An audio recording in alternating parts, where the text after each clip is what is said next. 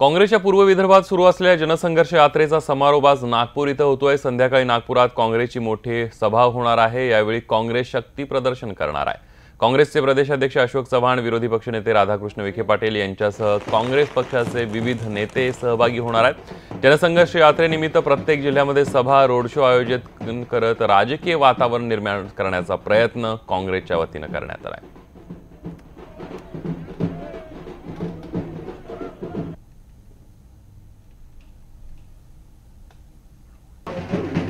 आपण बघतोय काँग्रेसच्या जनसंघर्ष यात्रेचा आज समारोप नागपुरातून होतोय आणि संध्याकाळी नागपुरात काँग्रेसने एका मोठ्या सभेचं आयोजन केलेलं आहे।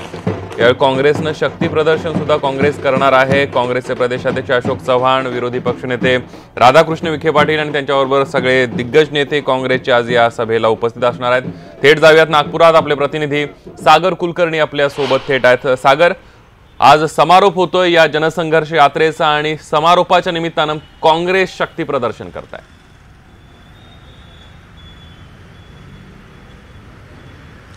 संदीप, पूर्व विदर्भामध्ये गेले 3 दिवस वेगवेगळ्या जिल्ह्यांमध्ये भंडारा असेल, गोंदिया असेल, गडचिरोली असेल, चंद्रपूर असेल आणि आता नागपूरमध्ये सभा काँग्रेसच्या वतीने घेतल्या जात आहेत। केंद्र सरकार आणि राज्य सरकारच्या फसव्या योजना, शेतकऱ्यांना अपयश आलेल्या वेगवेगळ्या योजना, या सगळ्या गोष्टींचा लेखाजोखा सभांमध्ये मांडला जात आहे, रोड शोमधून मांडला जात आहे।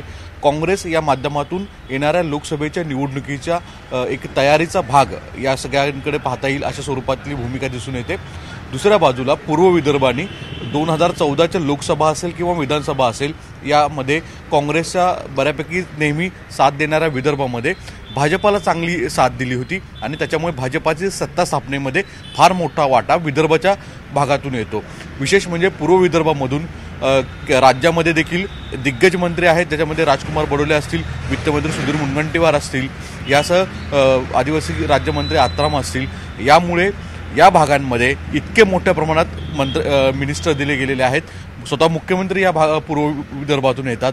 अशा ठिकाणी खरंच गेल्या 4-5 वर्षांमध्ये विकास झाला का, याचा लेखाजोखा या सभांमधून मांडला जात मोठ्या प्रमाणात टीका केली गेलेली आहे। आज नागपुरात राज्याची उपराजधानी आहे, संघ मुख्यालय आहे आणि मुख्य म्हणजे मुख्यमंत्र्यांचं गाव आणि केंद्रीय एक केंद्रातले महत्त्वाचे मंत्री मानले जातात नितीन गडकरी यांचा हा मतदारसंघ आहे।